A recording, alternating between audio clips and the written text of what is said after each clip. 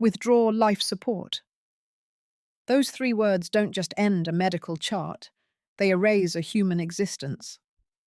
Most people imagine death as a peaceful fading to black, but for me it was a signature on a dotted line. My name is Madison. I am 33 years old, and while I lay trapped in the silent, suffocating vault of a medically induced coma, my parents? The people who gave me life decided to auction it off piece by piece. They sold my historic home. They cleared out my jewelry boxes. They liquidated the very ground I stood on, acting as if I were already a memory to be scrubbed away.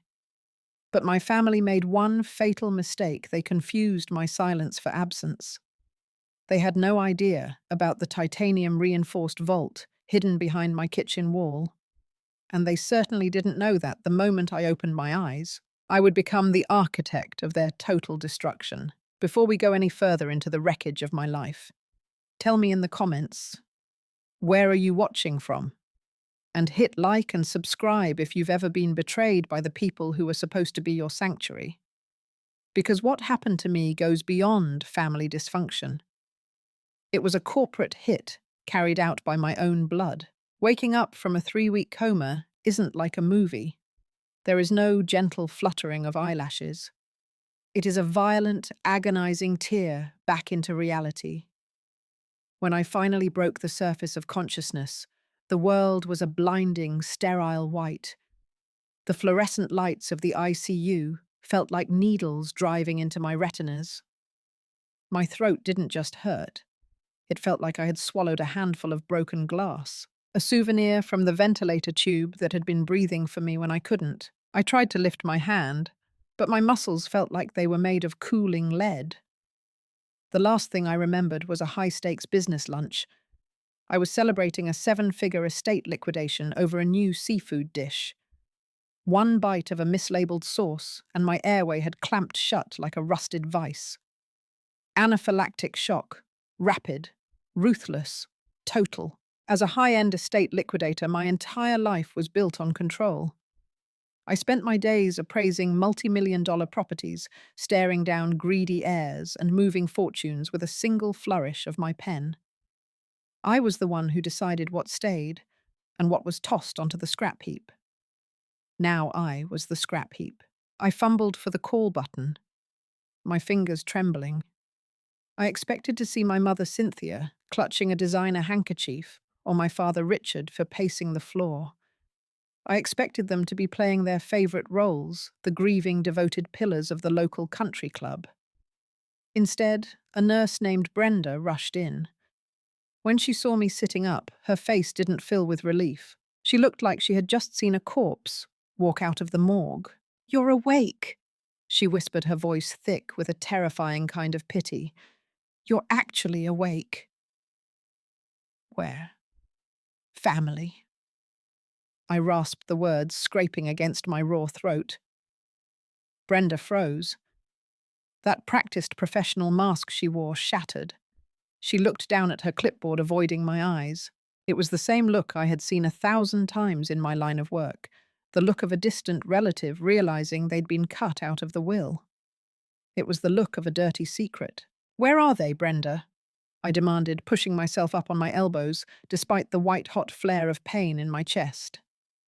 She hesitated, then reached into the folder at the foot of my bed. She handed me a stack of papers. The header read, "Medical Directive, Refusal of Care." I squinted through the blur of my medication. My heart stopped. It was a formal request to withdraw life support, signed just 1 week ago. At the bottom of the page, I saw them. The elegant, looping cursive of my mother Cynthia, the hurried, cowardly scrawl of my father Richard. They hadn't just given up on me. They had actively tried to pull the plug. "The ethics committee stepped in," Brenda said quickly, her voice shaking. "Your brain activity was too high. Our chief of neurology refused to comply. We tried calling them 2 days ago to tell them you were improving, but the numbers they gave us were disconnected." A cold, lethal clarity pierced through the fog of the drugs. My parents were vain, status-obsessed socialites, always drowning in debt to keep up appearances. They had always worshipped my younger sister Savannah, treating her like a delicate princess, while viewing my independence as an insult.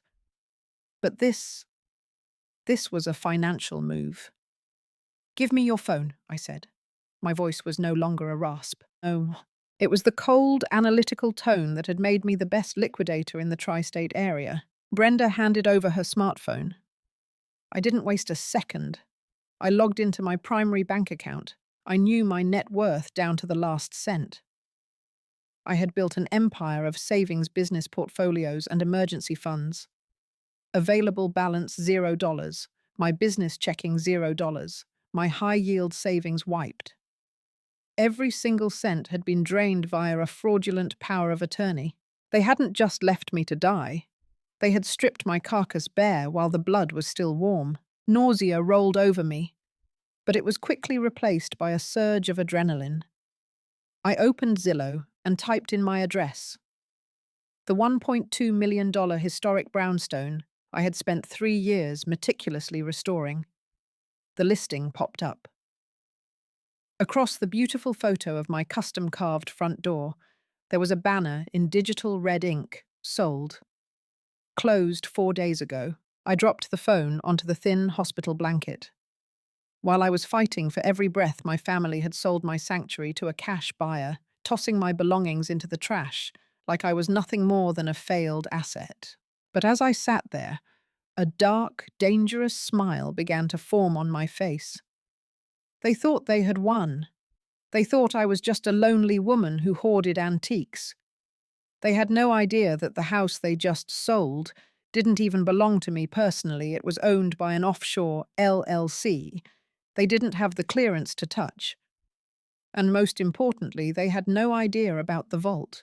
I gripped the bed rail so hard the metal groaned. I didn't cry. Tears are for people who still have hope in others. I had none. I dialed my mother's number from memory. It rang twice. Then the sound of clinking crystal and high society laughter flooded the speaker. She was at the country club. "Hello," Cynthia answered, her voice bubbly and light. "Mom," I said, "it's Madison." The silence on the other end was absolute. The laughter in the background seemed to vanish as she stepped away. "Maddie." She didn't sound relieved. She sounded irritated. "The doctors said you were practically gone. They said your organs were shutting down." "Is that why you emptied my bank accounts, Cynthia?" I asked, my voice echoing like a death knell in the quiet room. "Is that why my house is sold?" "Don't be so dramatic," she snapped, her tone shifting instantly to that condescending defensive bark I knew so well. "We had to make executive decisions. Andre made some bad investments. He hit a margin call and was going to lose everything. Savannah was hysterical. She needs her IVF treatments, Madison. She deserves a family. You're 33 and single. You don't need $1 million house just for yourself. You sold my roof to pay for Andre's crypto gambling. Consider it your sacrifice for the family." She sighed, as if I were the one being selfish. "We got a cash buyer to close fast. The money is already gone. Andre saved his firm, and Savannah booked her clinic appointment. We're celebrating our fresh start right now. You can stay in our guest room when you're discharged, until you find a little apartment you can actually afford." She hung up. I lowered the phone, the screen fading to black. They were drinking champagne, bought with my life's work. They thought because I didn't have a flashy finance job or a husband, I was an easy target. I threw off the hospital blanket. The cold air hit my legs, but I felt like I was standing in a furnace. I grabbed the IV line taped to my hand and ripped it out in one swift motion. A drop of blood hit the white floor. I didn't flinch. "Ma'am, you can't leave," Brenda cried, rushing toward me. "Watch me," I said, grabbing my bag of personal belongings. "My family just declared war, and I'm not fighting it from a bed." I turned on my own phone, bypassed the hundreds of notifications, and dialed one number. Harrison. my former boss and the most ruthless lawyer in the city. Madison, where have you been? In a coma, I stated flatly, pulling my jeans on with shaking hands. My parents tried to kill me, stole my liquid assets and sold my house to cover my brother-in-law's debts. But they missed the real prize. The vault. Harrison's voice dropped. The vault, I confirmed, stepping toward the door. Pick me up in 10 minutes. Bring your laptop. We're not going for a civil suit, Harrison. We're going for federal crimes. They thought they sold my house, but they just walked into a trap that carries a 20-year sentence. I looked down at my left wrist at the small, imperceptible bump under the skin, the biometric key to the $6 million they didn't know existed. The hunt had officially begun. The black SUV smelled of expensive leather and Harrison's signature burnt espresso. I sat in the passenger seat, my hospital scrub pants a stark contrast to the high-end interior. Every time the car hit a pothole on the way to the heights, a jolt of lightning shot through my chest, reminding me of the tubes they had recently ripped out of me. You look like hell, Madison, Harrison said, his eyes fixed on the road. He didn't say it with pity. He said it with the professional assessment of a man looking at a damaged but still functional piece of machinery. I feel like a ghost, I replied, staring out the window as the familiar tree-lined streets of my neighborhood came into view. But ghosts have one advantage, Harrison. They can walk through walls. My parents think I'm a corpse they already buried. They aren't expecting a haunting. I've already pulled the preliminary deed transfer, Harrison said, tapping a folder on the center console. The buyer is a guy named Trevor Vance, no relation to you, fortunately. He's a small-time fix-and-flip shark. He specializes in distressed properties and quick turnarounds. Your parents gave him a 30% discount just to close in 96 hours. It's a textbook case of a fire sale under duress. He didn't buy a house, I muttered, my jaw tightening as we turned the corner onto my street. He bought a crime scene. As the SUV pulled up to the curb, my heart didn't just sink. Nausea hit me like a physical blow. A massive, rusted commercial dumpster was parked right on top of my manicured front lawn, its heavy steel wheels crushing the hydrangeas I had spent 3 summers cultivating. The front door, my custom-made Italian oak door, was propped open with a brick. The rhythmic, violent thud, thud, thud of sledgehammers echoed from inside, vibrating through the pavement. Dust, white and thick as winter fog, billowed out of the open windows. They're gutting it, I whispered, my voice trembling with a mixture of grief and lethal fury. I didn't wait for Harrison to park. I threw the door open and marched up the driveway. Each step felt like walking on broken glass. My hospital socks offering no protection against the gravel, but the adrenaline flowing through my veins acted as a temporary anesthetic. I stepped into the foyer and stopped dead. My floating staircase, a marvel of engineering and glass, was being dismantled by 2 men in stained overalls. The custom walnut floors were buried under layers of drywall debris and filth. Hey, who the hell are you? A man stepped out from what used to be my formal dining room. He was wearing a tight polo shirt that struggled to contain his ego, mirrored sunglasses perched on the back of his neck, and a smug, punchable grin.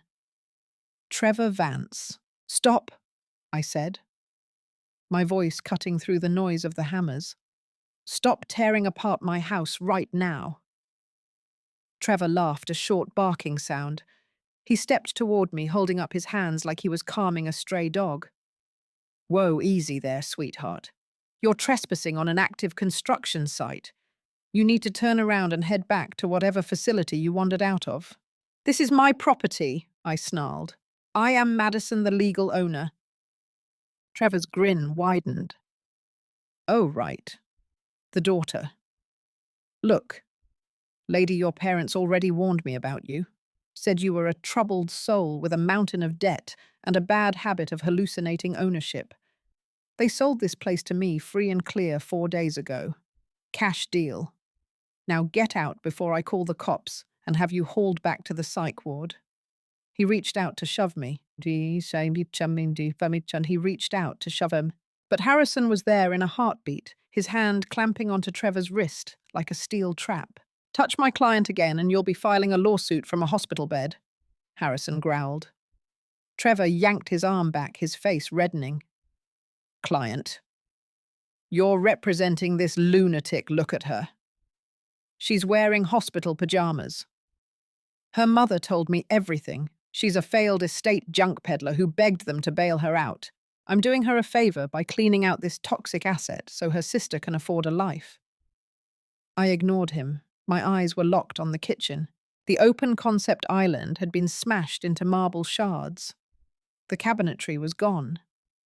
But my gaze shifted to the back wall, the one covered in imported Italian subway tiles.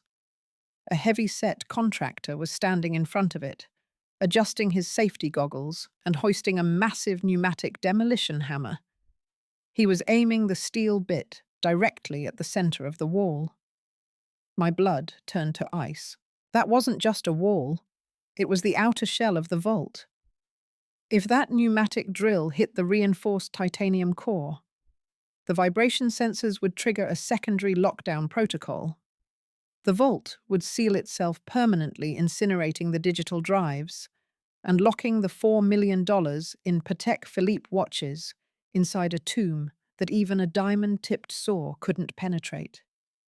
Stop, I screamed, lunging forward. Tear it down, boys, Trevor yelled, waving the contractor on. I want this floor plan open by sunset. The contractor braced his boots, the drill beginning to hum. Because that wall has a concentrated, friable asbestos core, I screamed at the top of my lungs. The drill stopped. The contractor froze, his eyes widening behind his goggles. He took a hasty step back. Trevor blinked, his smug expression wavering. What did you just say? I am a licensed estate liquidator. I lied, my voice dropping to a lethal, authoritative calm.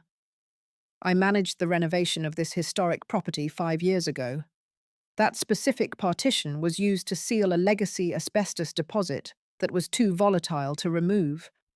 My company encapsulated it in a heat-resistant, reinforced lead titanium core. I stepped closer to Trevor, pointing a trembling finger at the wall. You strike that wall with a pneumatic hammer, and you will release a lethal cloud of microscopic carcinogens directly into the ventilation system. You won't just be looking at a fine Trevor. You'll be facing federal hazardous endangerment charges. This whole neighborhood will be red-tagged by the EPA within the hour. You want to lose your license. Keep drilling. Trevor's face drained of color. In the world of fix and flips, the word asbestos was more terrifying than a ghost. It meant tens of thousands in mitigation costs and months of bureaucratic delays. Is she telling the truth? Trevor stammered, looking at the contractor. The contractor didn't wait to find out. He dropped the drill and started backing toward the door. I ain't breathing in death for $20 an hour, man. I'm out. Wait! Get back here! Trevor yelled, but the panic was infectious. The other 2 workers on the stairs dropped their tools and followed their lead. Get outside! Trevor yelled at his crew, his voice cracking. Everybody out, I'm calling the city inspector and my environmental guy. If you're lying, lady, I'm suing you for every second of delay. He stormed out the front door, frantically dialing his phone. The contractors scrambled out behind him, leaving a swirling cloud of drywall dust in their wake. Harrison stepped into the entryway, crossing his arms and blocking the door, keeping a sharp eye on Trevor in the driveway. You've got maybe 3 minutes, Maddie, Harrison called over his shoulder. Make it count before that idiot realizes there isn't a single scrap of asbestos in this entire zip code. I didn't waste a heartbeat. I scrambled over the ruins of my kitchen, the broken marble slicing through my socks. But I didn't care.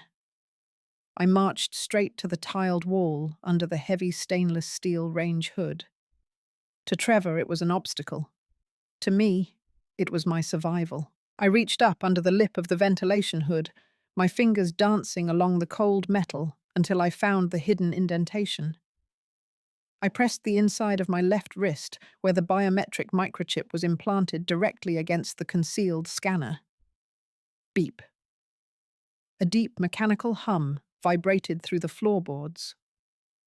The grout lines between the subway tiles split with surgical precision. The wall didn't crumble. It slid open on silent internal tracks, revealing a heavy blast-resistant steel door.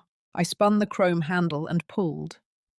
The air inside the vault was cool and smelled of cedar and ozone. I flipped the switch, and the interior light revealed my sanctuary. On the bottom shelf sat my exit strategy, $2 million in banded cash and gold bars. But it was the top shelf that mattered. I popped the latch on the mahogany cases. There they were. The Patek Philippe Grand Complications, the perpetual calendars, $4 million of a billionaire client's trust sitting silently in the dark. If my parents had sold this house to Trevor with these inside, they hadn't just stolen from me. They had unwittingly attempted to fence millions in high-value assets across state lines. I grabbed a sleek black security terminal from the corner. "Give me the truth," I whispered, tapping the keyboard. I pulled up the surveillance archives from the day of my accident. My hands shook as I hit play. The screen showed me standing at the kitchen island 3 weeks ago. I watched myself gasp, my face turning purple as the anaphylactic shock took hold. I watched myself collapse, fighting for a breath that wouldn't come. Then the door opened. Cynthia and Richard walked in. They didn't run to me. They didn't call 911. My mother stood over my convulsing body, checking her watch, while my father led a man with a briefcase into the kitchen. A fake notary. I watched in silent, paralyzing horror as my father knelt in my vomit, grabbed my limp purple hand, and forced my thumb onto an ink pad. He pressed my print onto the deed transfer and the power of attorney, while I was actively dying 3 inches away from his shoes. They waited until those documents were signed. They waited until the notary left. Only then did Cynthia pick up her phone to call the paramedics. I felt the last thread of my humanity snap. I slammed the flash drive into the terminal and began the upload. "Harrison!" I shouted, my voice cold as a grave. "Forget the civil suit. Forget the house. I have the video. They didn't just steal my life, they orchestrated my murder." I stepped out of the vault, just as Trevor's voice rose in anger outside. I looked at the flash drive in my hand. "Call the FBI," I said. "It's time to show my parents what a real liquidation looks like." "They're calling for the local cops, Madison. We need to move." Harrison's voice cut through the stagnant, dust-filled air of the kitchen. I stood there for a split second, my hand clenched around the flash drive. The weight of it felt heavier than the $2 million in gold bars sitting 3 feet away. On this tiny piece of plastic was the image of my father's hand, the same hand that used to tuck me in at night, pressing my dying thumb onto a fraudulent deed. It wasn't just evidence, it was a death warrant for our relationship. "Maddie now," Harrison urged. I snapped out of it. With the practiced efficiency of a woman who had spent a decade clearing out estates in under 48 hours, I moved. I didn't take the gold. I didn't take the cash. Not yet. If I walked out of here with bags of bullion, Trevor Vance would have a legitimate claim for theft, and the police would detain me before I could reach a federal agent. I needed to leave the assets exactly where they were, inside a vault that, legally speaking, Trevor didn't even know existed. I slammed the vault door shut and spun the dial. The titanium core wall slid back into place, the subway tiles clicking together so perfectly that the seam vanished. To anyone else, it was just a backsplash. To me, it was a tomb for my family's future. I stepped back over the debris just as Trevor Vance stormed through the front door, his face a shade of crimson that matched the "sold" sign on my lawn. Behind him were 2 uniformed police officers, looking bored and irritated to be called to a civilian dispute on a Monday afternoon. There she is. Trevor pointed a trembling finger at me. The squatter. She's interfering with a legal construction site and threatening my men with fake environmental reports. I didn't flinch. I wiped a smudge of drywall dust from my forehead and turned to the officers. I didn't look like a victim. I looked like a CEO who was about to fire the entire room. Officers, I said, my voice steady and professional. My name is Madison. I am the managing director of Apex Estate, LLC. I just woke up from a 3-week coma to find that these individuals have broken into a corporate-owned property under the guise of a fraudulent sale. The older officer, a man with a greying moustache and a name tag that read Miller, sighed. Look, lady, the guy has a deed. He showed us the paperwork. If you got a problem with your parents selling the place, that's a matter for the courts. Right now, you're trespassing. The deed is a forgery, Officer Miller. Harrison stepped forward, his tall frame and $5,000 suit instantly commanding the room. He handed the officer his business card. I am Harrison Reed. I represent the corporate entity that holds the title to this home. We have digital evidence that the signature on that deed was obtained through physical coercion while my client was incapacitated. Furthermore, this isn't just a local property dispute. We are looking at a federal wire fraud case involving over $5 million in assets. At the mention of federal and $5 million, Miller's posture changed. He looked at Trevor, then back at me. I don't care what he says, Trevor yelled. I paid cash. I have a title insurance policy. Then I suggest you call your insurance agent Trevor, I said, stepping closer to him. Because when the FBI seizes this property tomorrow morning as an instrument of a multi-state fraud syndicate, your investment is going to be frozen for the next 5 to 10 years. You didn't buy a house. You bought a front-row seat to a federal grand jury. I turned to Officer Miller. We are leaving now, but I am formally notifying you that there is a high-security vault in this kitchen containing third-party assets valued at $4 million.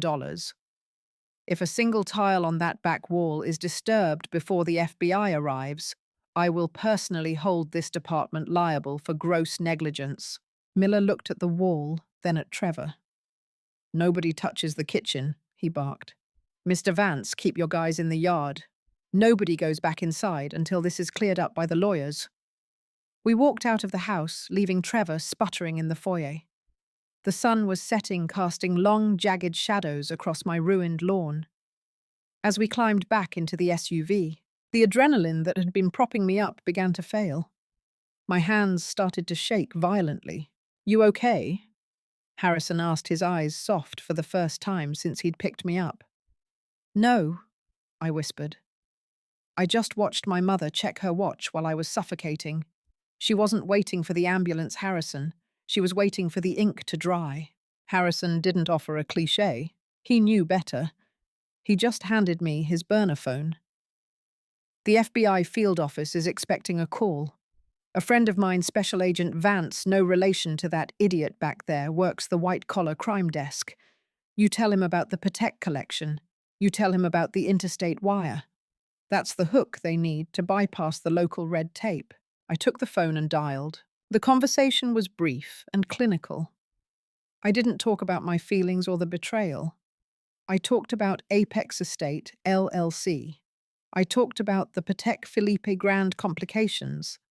I talked about the $1.2 million wire transfer that my brother-in-law Andre had initiated from my business account to a crypto exchange based in Florida.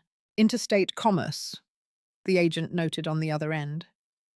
And the entrusted assets are over the $5,000 threshold for the National Stolen Property Act. Ms. Madison, don't go back to that house. We'll have a team there by 8 o'clock tomorrow.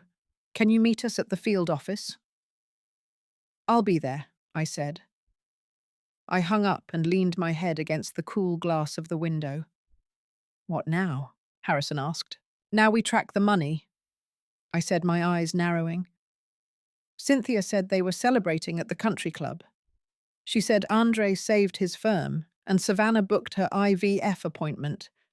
They're already spending the blood money. I want to see exactly where it's going before I cut the lights out. I opened my laptop and bypassed the security on my old business email. I had trackers on all my accounts, backups to the backups. I saw the pings. Andre hadn't just paid off a margin call.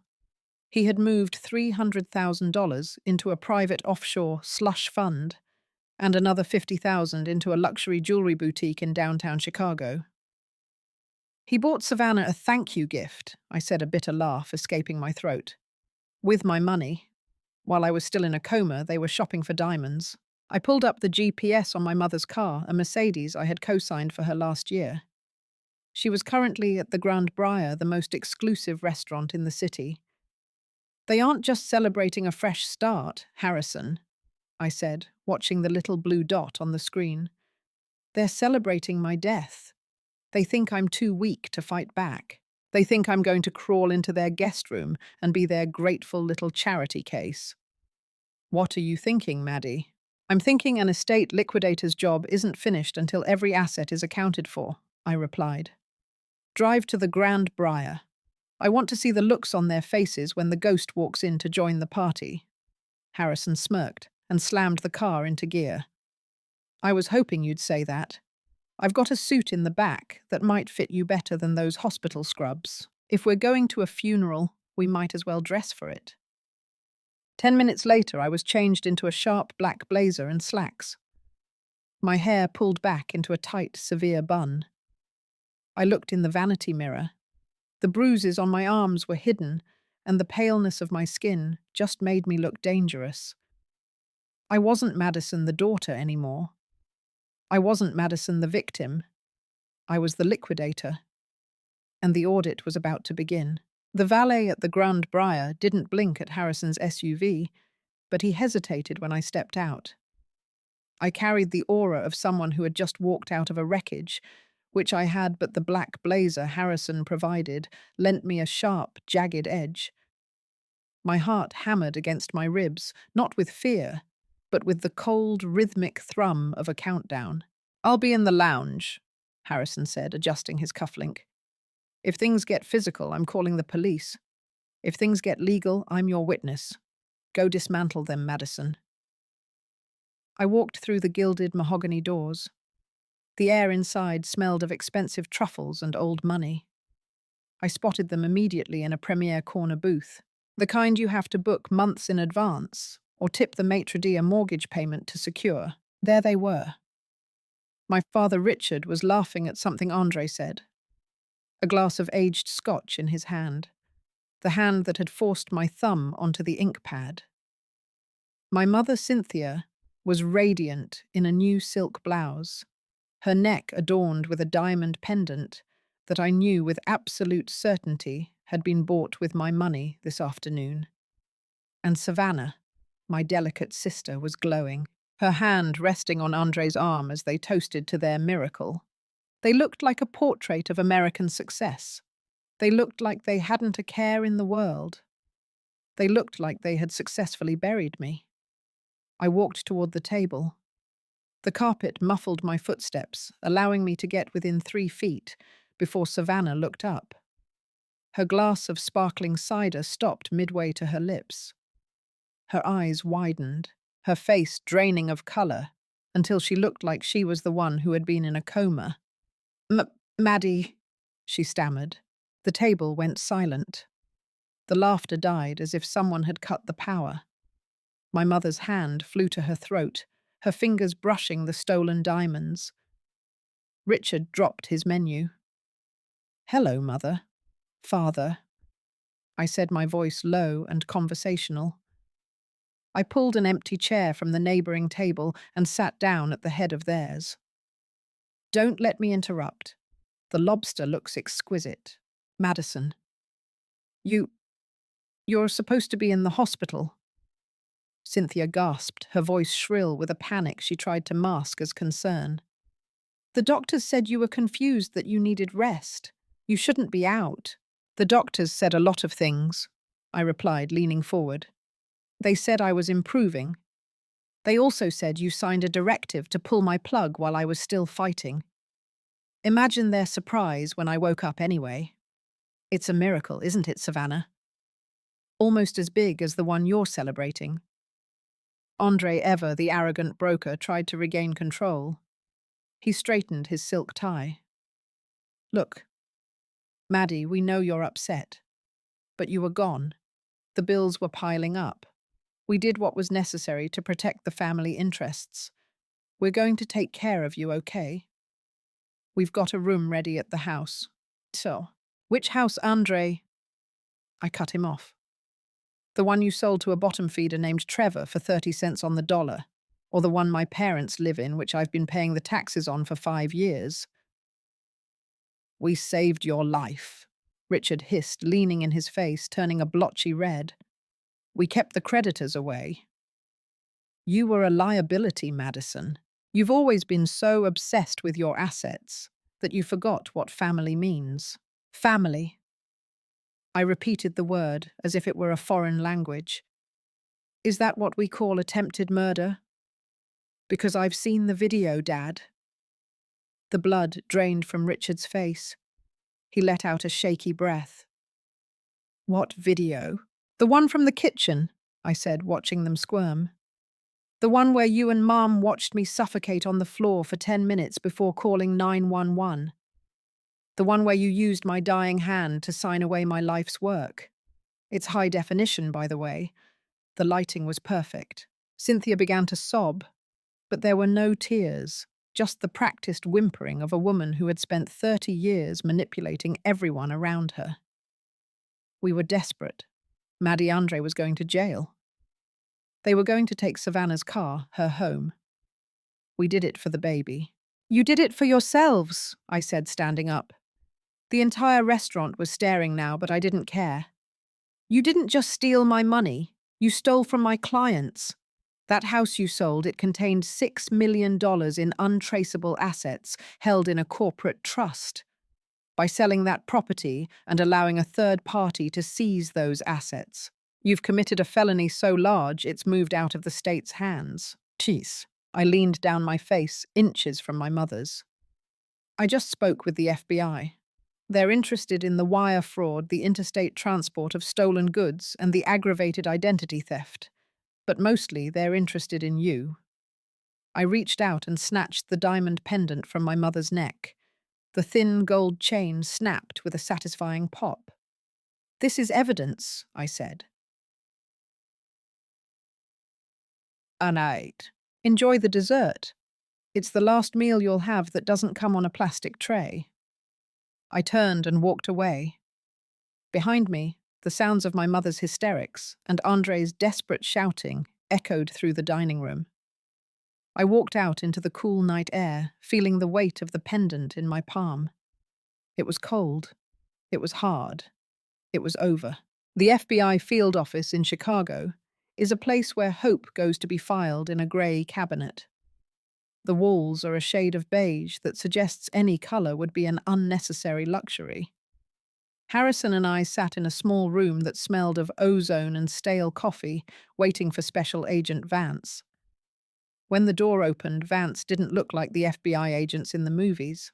He was a wiry man in his 50s with tired eyes and a suit that had seen better decades.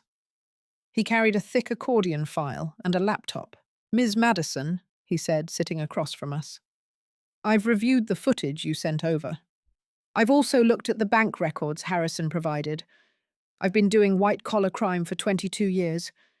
And I have to tell you, your parents are remarkably bad at this. He opened his laptop and turned it toward me.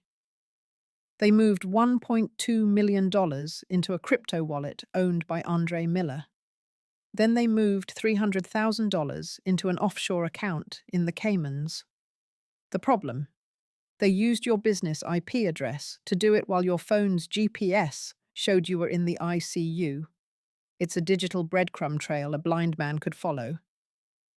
What about the house? I asked. Trevor Vance, no relation, thank God, is already under investigation for a separate mortgage fraud scheme, the agent said. When he found out the FBI was looking at the property, he folded like a lawn chair. He's cooperating. He gave us the original documents your father signed.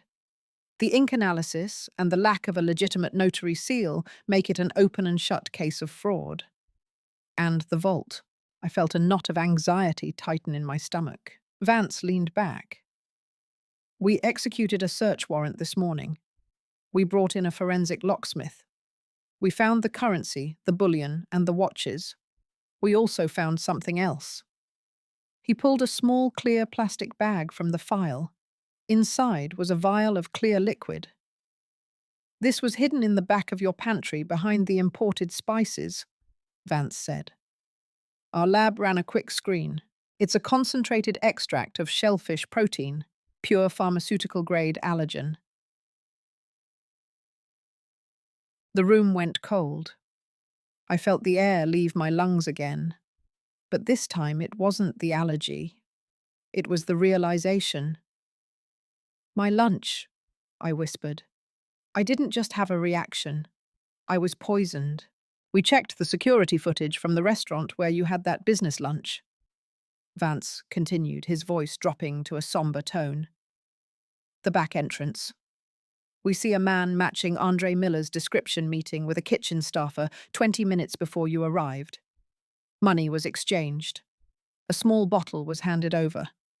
It wasn't a crime of opportunity, Harrison said, his voice tight with anger. It was an execution. We have enough for the fraud, the theft, and the conspiracy, Vance said, closing the laptop. But with this vial, we're looking at attempted capital murder. The United States Attorney is already drafting the indictments. We're picking them up this afternoon. I sat in silence. I had wanted justice. I had wanted my money back. I had wanted to see them pay.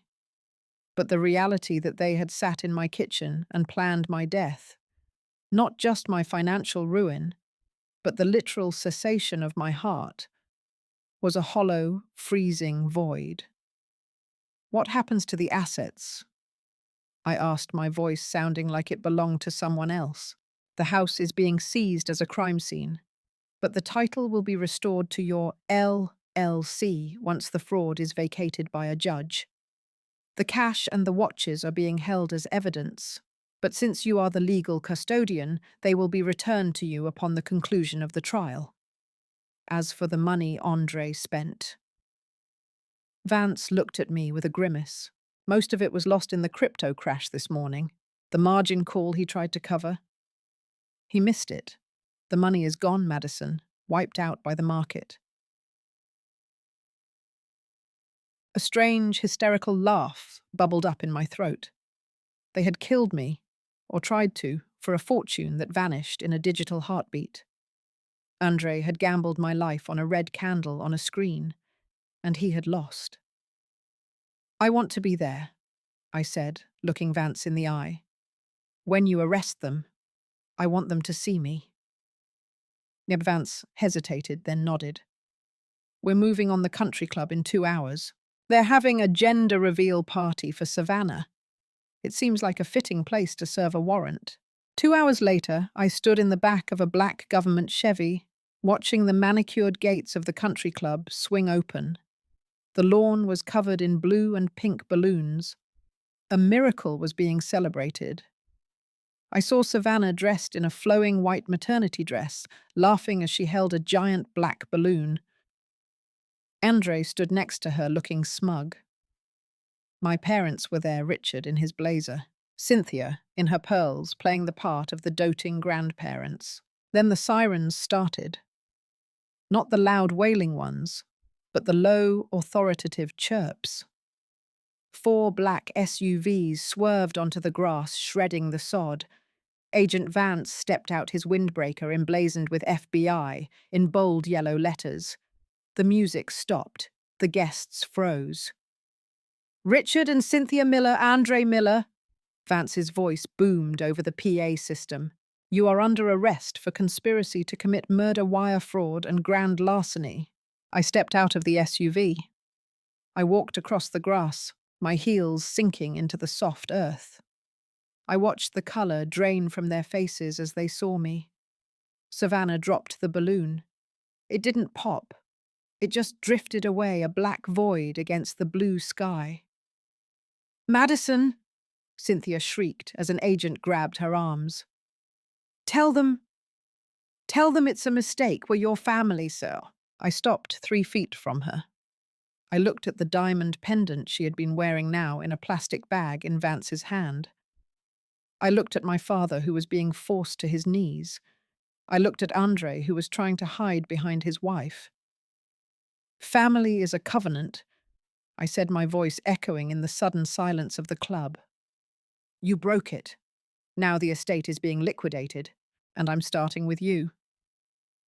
As they were led away in handcuffs, Savannah fell to her knees, sobbing. She looked up at me, her eyes pleading. Maddie, please. The baby. I didn't know about the poison, I swear. Maybe you didn't, I said, looking down at her. But you were happy to spend the profit. That makes you an accessory in my book. Good luck with the IVF, Savannah. I hope the kid doesn't take after the father. I turned my back on them and walked toward Harrison, who was waiting by the car. The blue and pink balloons were popping under the tires of the FBI vehicles. It's done, Harrison said. No, I replied, looking toward the horizon where my house stood battered but still standing. The cleanup is just beginning, and I'm the best in the business. The silence of my house was different now. It wasn't the peaceful, historic charm I had cultivated over years of restoration. It was a heavy, hollow stillness, punctuated by the faint scent of drywall dust and the ghost of a betrayal that had almost cost me my heartbeat. Following the arrests at the country club, the property had been cleared of Trevor Vance's demolition crew. A court order fast-tracked by Harrison's relentless legal maneuvering had placed the house back under the control of Apex Estate, LLC. I spent the first night sitting on a lone folding chair in the center of my gutted kitchen, staring at the wall where the vault was hidden. They're turning on each other, Madison. Harrison walked in, carrying 2 cardboard cups of coffee. He looked tired, but his eyes held the predatory gleam of a lawyer who smelled blood in the water. He set a cup down on the floor next to me. Agent Vance called, Harrison continued. Andre is already singing. He's trying to cut a deal by claiming your parents were the masterminds. He says he only provided the technical expertise for the crypto transfers and the procurement of the shellfish extract. He's trying to pin the attempted murder entirely on Richard and Cynthia. I took a sip of the coffee. It was bitter and cold. And my parents, Cynthia is hysterical. She's demanding a private cell and a hairstylist. Harrison said, a shadow of a smirk crossing his face. But Richard is the one you should watch. He's being quiet. He's hired a heavy-hitter defense attorney, the kind who specializes in making evidence disappear. They're going to argue that the video was a violation of privacy and that the thumbprint was a consensual act of emergency estate planning. I looked at the scarred floorboards. They still don't get it. They think this is a game of he said, she said. They don't realize I've been appraising people like them my entire career. They aren't assets anymore, Harrison. They're liabilities, and I'm going to write them off. What's the next move, Oh? The money, I said, my voice hardening. Agent Vance said the crypto was wiped out. But I know Andre. He's a cockroach. He never bets his entire hand on one play. He told my mother the money was gone so she wouldn't ask for her cut. But I've been tracking the blockchain pings from my hospital bed. I pulled my laptop onto my knees. The screen glowed, reflecting in my eyes. He didn't lose it all in the crash. He moved $400,000 into a cold wallet, a physical hardware drive, before the FBI seized his laptop. He's planning to use it for his legal defense or as a nest egg when he gets out. Can you find it? I don't need to find it, I said. A dark smile spreading across my face. I already know where he'd hide it. Andre is a man of habits. He thinks he's a genius, but he's just a cliché. He'd hide it somewhere he thinks is untouchable by the law. I stood up, the pain in my chest, a dull, manageable throb. Harrison, I need you to file a civil lien against Savannah's boutique and her personal assets. Every piece of jewelry, every designer bag, every cent in her savings. I want her to feel the floor drop out from under her before the week is over. She'll claim she's a victim, Harrison warned. Let her, I said. Victims don't get to keep the spoils of war. While you handle the paperwork, I'm going to pay a visit to the one person who still thinks they have a secret. I drove to Savannah's luxury apartment complex. It was a glass and steel monstrosity that screamed new money.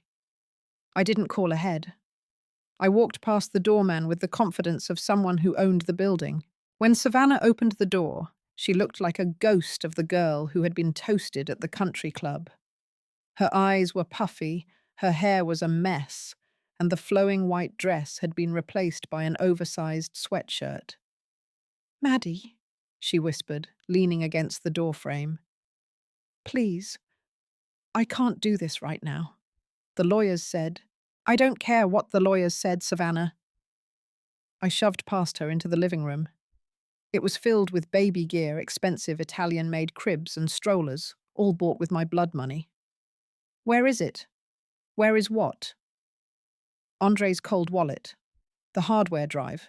I know he brought it here before the FBI picked him up." Savannah started to cry, that high-pitched mewling sound that used to make me want to protect her. Now it just made me want to finish the job. "I don't know what you're talking about." Andre said everything was gone. "We're broke, Maddie. They're going to evict me." "You were never broke, Savannah.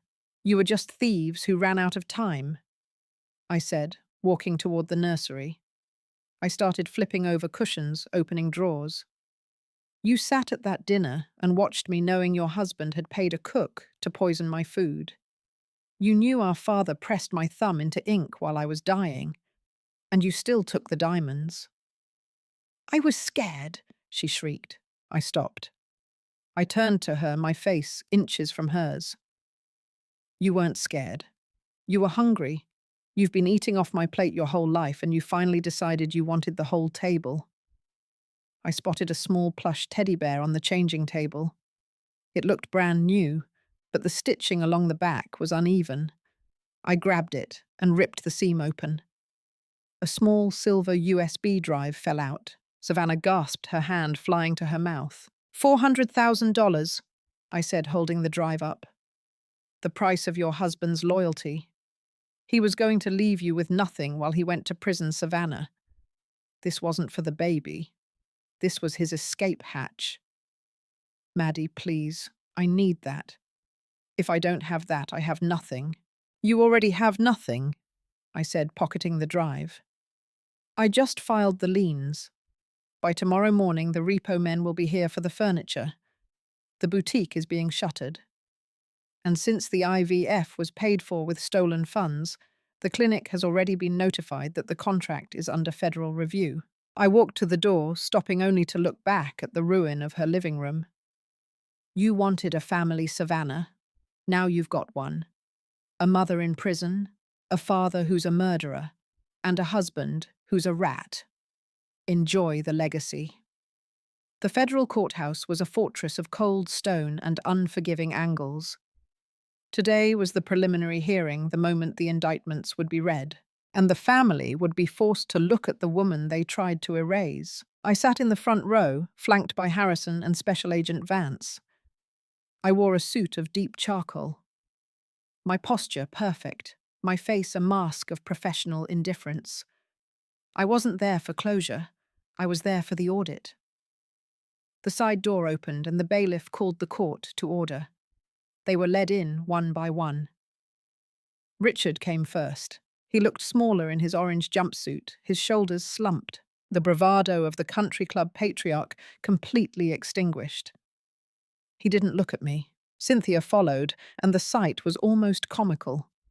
Her designer hair was matted, her skin sallow, without her expensive creams. When she saw me, she let out a choked sob and tried to lung toward the gallery.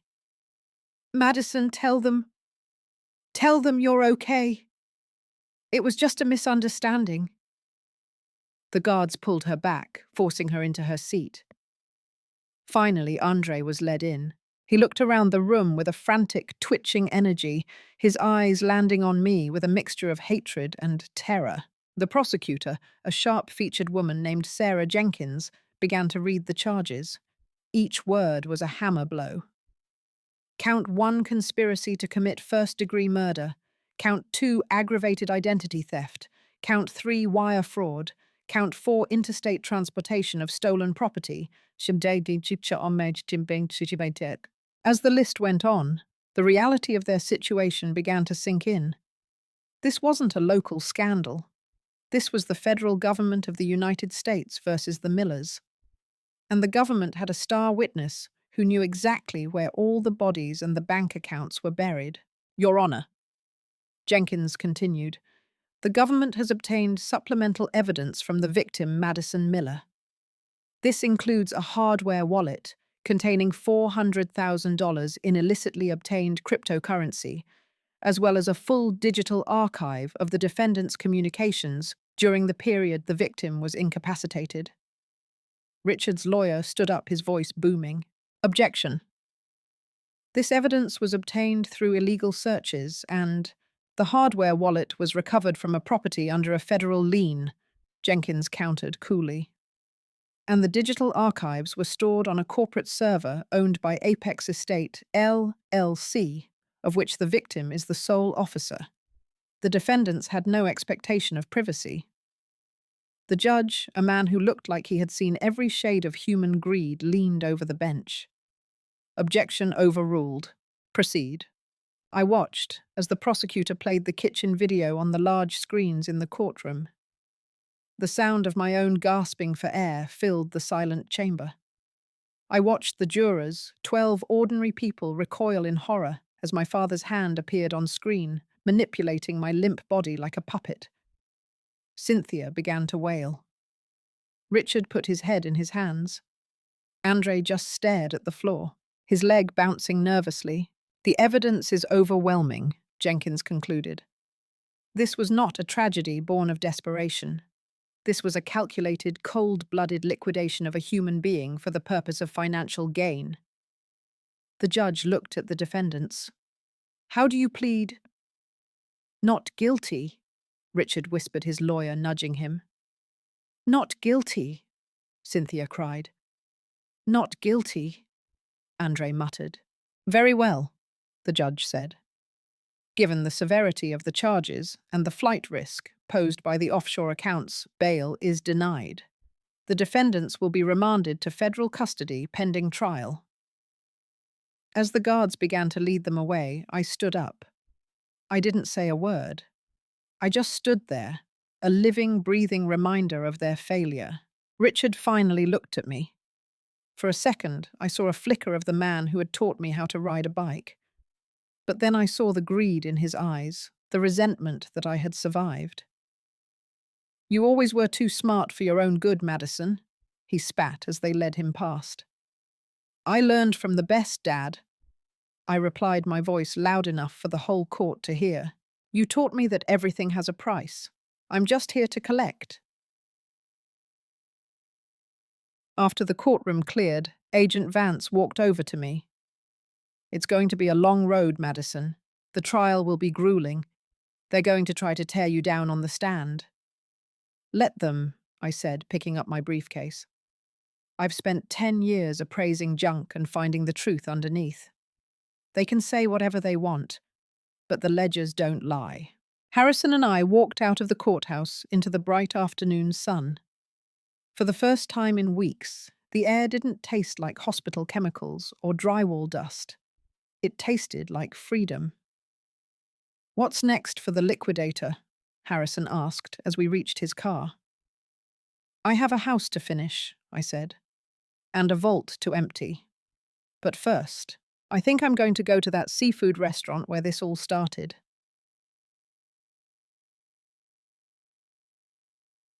You're going back there? Yes, I said, a faint smile on my lips. I'm going to order the most expensive thing on the menu. And this time, I'm going to make sure I'm the one who finishes the meal. I looked back at the courthouse, at the grey stone walls that now held my past. I had lost my family, my sense of safety, and my trust. But I had gained something more valuable. I had reclaimed my life. And I had done it on my own terms. The liquidation was complete. And for the first time in 33 years, the balance sheet was perfectly beautifully clear. The victory didn't feel like a fanfare. It felt like the sterile, ringing silence of a vacuum. A week after the preliminary hearing, I stood in the center of my master bedroom. The contractors had finished the structural repairs. The walls were a pristine gallery white, and the walnut floors shone like dark glass. But the furniture was gone. The rugs, the paintings, the heirlooms. Everything my parents had sold off in their frantic fire sale left behind rectangular shadows on the floor, like the outlines of bodies at a crime scene. I was a woman who made her living by assigning value to objects. Yet I was standing in a $1.2 million shell, feeling like the most depreciated asset in the world. The doorbell rang. It was a sharp, intrusive sound that made my skin crawl. Since the arrests, the press had been circling like vultures. The ICU heiress, they called me. The woman who refused to die. I checked the security feed. It wasn't a reporter. It was Savannah. She was standing on the porch, shivering despite the mild Chicago spring. She wasn't wearing the designer labels anymore. She looked small, hollowed out, and desperately tired. I debated leaving her there. Let the cold wind remind her of the night she left me to die. But the liquidator in me wanted to see the final tally of her ruin. I opened the door. "Maddie," she whispered. Her voice was thin, a frayed thread. "The bank. They took the car this morning. The apartment is next. I have nowhere to go." I didn't step back to let her in. I stood in the threshold, a living barrier. "You have parents, Savannah." "Oh, wait. They're in C block. You have a husband." "Right, he's in the infirmary after a disagreement with a cellmate. It seems your support system has a high turnover rate." "I didn't know about the poison," she sobbed, clutching her stomach. "I swear to God, Maddie, I thought you just had an accident. I was just trying to survive. Andre said you were gone. He said it was our turn to be happy. Your happiness was funded by my murder." I said, my voice as flat as a ledger line. "You didn't ask questions because the answers would have stopped the shopping sprees. You traded my life for a nursery and a lifestyle you didn't earn. That's not ignorance, Savannah. That's an invoice. And now it's due." "Please," she begged, reaching out to touch my arm. I flinched back as if she were made of acid. "I'm pregnant. This baby has nothing. No family, no home. You're a millionaire. Does this really make you feel better?" Seeing me on the street, I looked at her. Really looked at her. I saw the same manipulative tilt of the head my mother used. I saw the same weak-willed entitlement my father had perfected. "It doesn't make me feel better," I said. "It makes me feel accurate. For 30 years, this family has been a lie. I was the workhorse, and you were the show pony. The balance was off. Now it's corrected. You aren't a victim of my cruelty, Savannah. You're a victim of your own overhead."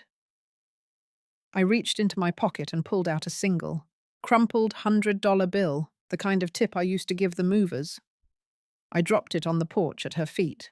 "This is the last cent you will ever get from me," I said. "Don't come back. If you set foot on this property again, the security team has orders to treat you as a hostile intruder. You wanted to be independent. Start now." I shut the door and locked the deadbolt. The sound of her wailing on the other side was muffled by the thick, historic oak. I walked back into the kitchen, my footsteps echoing. I sat at the island, the one Trevor Vance had smashed, and opened my laptop.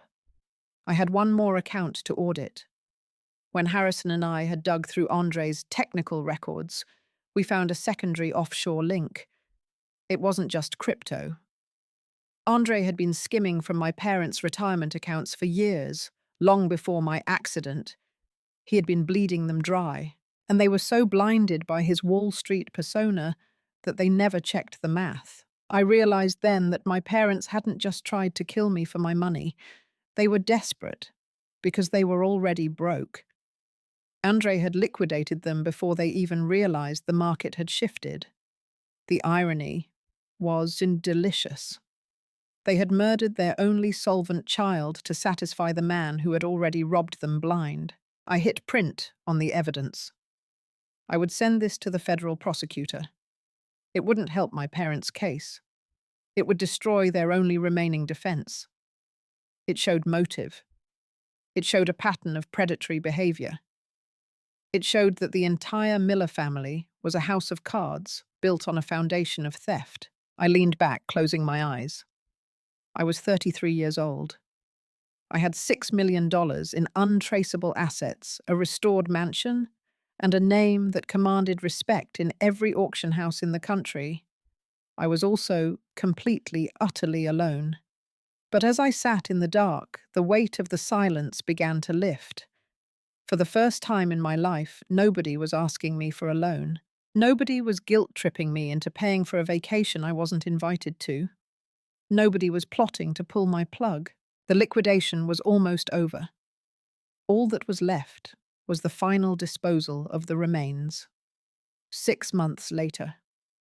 The federal trial of the United States versus Miller et al. Was the trial of the decade in the Midwest. It had everything: poison, high-stakes fraud, a hidden vault, and a family dynamic that made the Borgias look like the Brady Bunch. I was the final witness for the prosecution, or I walked into the courtroom and the air seemed to chill. I wasn't wearing charcoal anymore. I wore a suit of ivory, the color of new beginnings, or perhaps the color of bleached bone. I took the stand, took the oath, and looked directly at the defense table. My mother looked a decade older. Her skin was sallow, her eyes darting around the room as if searching for a camera she could charm. My father sat motionless, a broken man who had finally realized that his executive decisions had led him to a concrete box. Andre sat between two guards, his face a mask of twitching defiance. The prosecutor, Sarah Jenkins, approached the stand. "Ms. Miller," she began, her voice resonating in the hushed room. "Can you describe for the jury the moment you realized your family had sold your home while you were in a coma?" "It wasn't just a realization," I said, my voice clear and unwavering. "It was an appraisal. I saw that the people I called my family had assigned a price tag to my life. They decided that $1.2 million was a fair exchange for my existence. And the shellfish extract found in your home, that was the cost of doing business," I replied. "My brother-in-law brokered the deal and my parents signed off on the execution. They wanted the assets without the liability of my survival." The cross-examination was brutal. Richard's attorney tried to paint me as a cold, calculating woman who had trapped her parents. "Isn't it true, Ms. Miller, that you've always held your financial success over their heads, that you made them feel small?" "I didn't make them feel small," I countered. "I made them feel unfunded. There is a difference. I provided for them for years. Their resentment was the interest they charged me for my own generosity. And you enjoyed destroying them, didn't you? You enjoyed the liquidation." I paused. I looked at the jury, then at the man who had held my dying thumb to a piece of paper. "I didn't enjoy it," I said, my voice dropping to a whisper that carried to every corner of the room. "I simply performed an audit. When a business is insolvent and the management is corrupt, you don't fix it. You close it down. You salvage what is valuable and you discard the waste. My family was waste." The jury deliberated for less than 4 hours. The verdicts were read in a rhythmic, soul-crushing cadence. Richard Miller, guilty. Attempted first-degree murder, wire fraud, conspiracy. Cynthia Miller, guilty. Conspiracy to commit murder, aggravated identity theft. Money laundering. Andre Miller guilty. Attempted first-degree murder, wire fraud, securities fraud, and a litany of financial crimes. Savannah, sitting in the back of the room, let out a scream that was quickly muffled by her attorney. She hadn't been charged with the murder plot, but the civil judgments had stripped her of everything. She was living in a state-subsidized apartment, waiting for a husband who would likely die in prison. As the bailiffs led my parents away, my mother turned back. Her eyes were wide, her face contorted. Madison, you can't let them do this.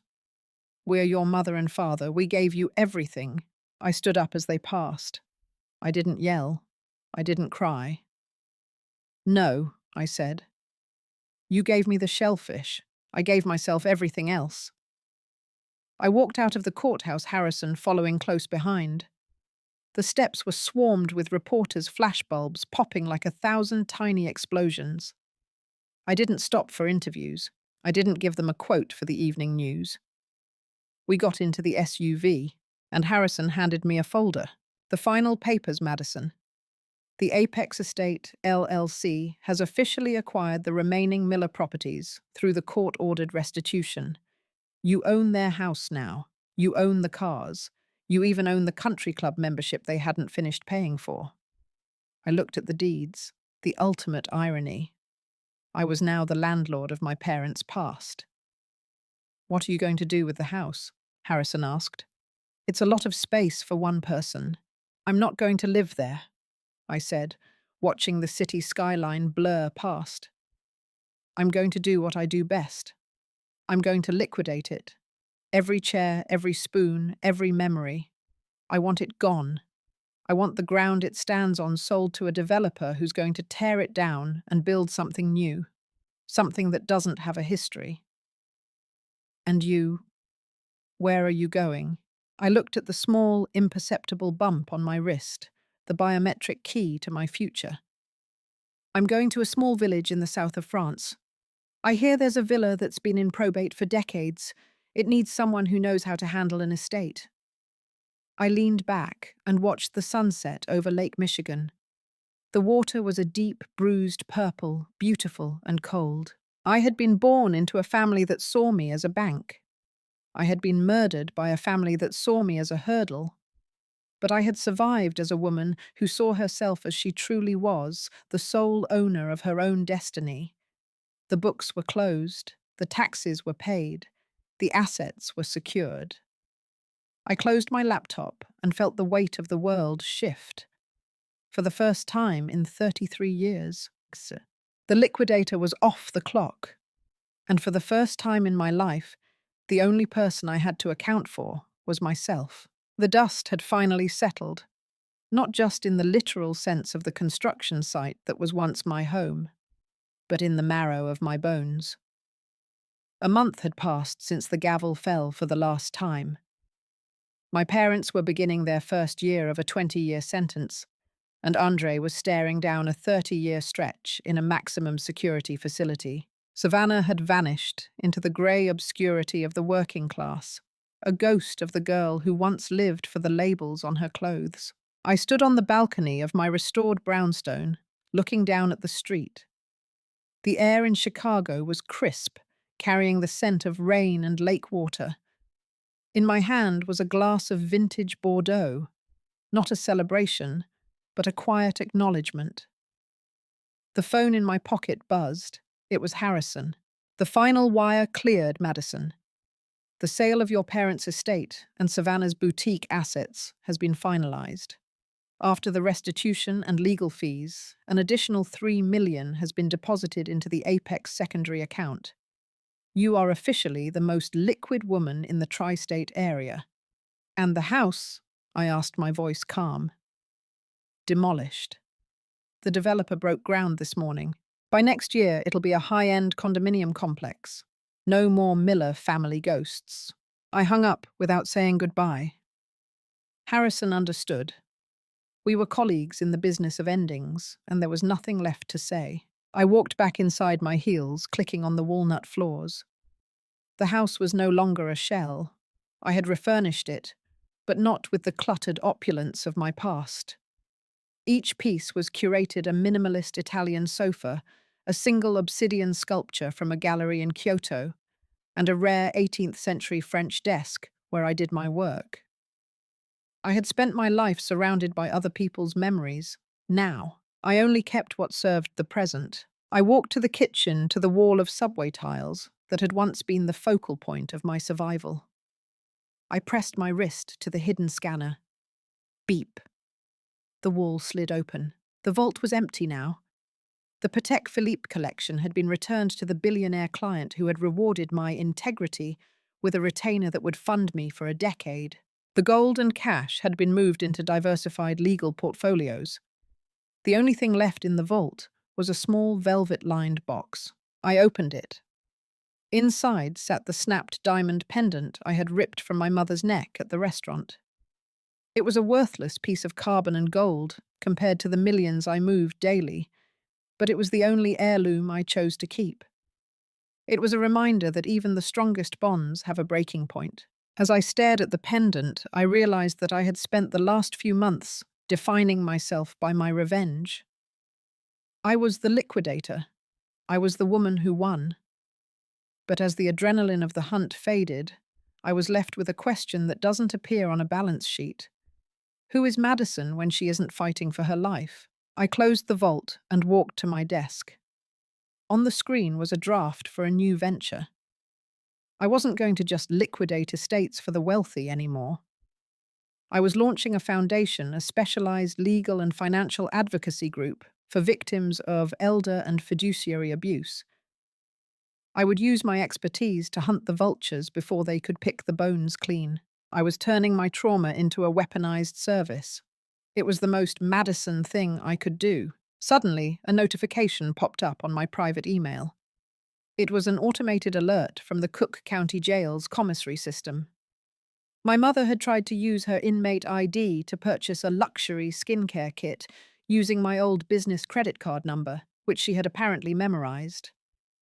I felt a flash of the old anger, but it vanished as quickly as it came, replaced by a cold, clinical amusement. She was still trying to shop. Even in a jumpsuit, Cynthia Miller was looking for a shortcut to status. I tapped a few keys, not just declining the transaction, but flagging the attempt for the prison warden as a violation of her financial restrictions. "Audit complete, Mum," I whispered to the empty room. I stood up and grabbed my coat, a tailored cashmere wrap. I had a flight to catch. The villa in the south of France wasn't just a business prospect. It was a sanctuary. I needed to stand in a place where no one knew my name, where the history was centuries old and had nothing to do with me. As I walked toward the front door, I caught my reflection in the mirror. I looked younger than I had in years. The shadows under my eyes were gone. The hardness in my jaw had softened into a quiet, lethal confidence. I had survived the ultimate betrayal and emerged not just intact, but upgraded. I stepped out onto the porch and pulled the door shut. The lock clicked a solid final sound. The street was quiet. I walked to the waiting black car, the same driver who had picked me up from the hospital a lifetime ago. He opened the door for me, his face a mask of professional neutrality. "To the airport, Ms. Miller." "No," I said, looking back at the house one last time. "To the future." As the car pulled away, I watched the brownstone disappear in the rearview mirror. I thought about the girl who had collapsed on that kitchen floor, desperate for a breath, terrified of the dark.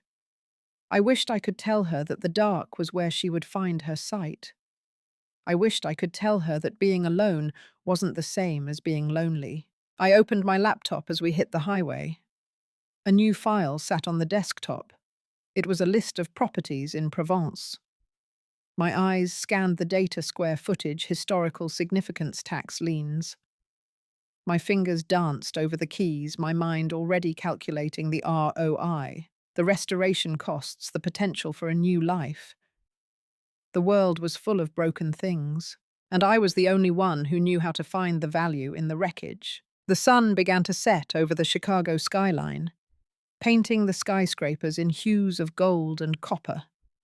It looked like a city made of bullion. For the first time in my life, I didn't feel the need to count it. I just watched the light fade, knowing that when the sun rose again, I would be halfway across the ocean, a ghost, no longer, but a woman who had finally cleared her own books.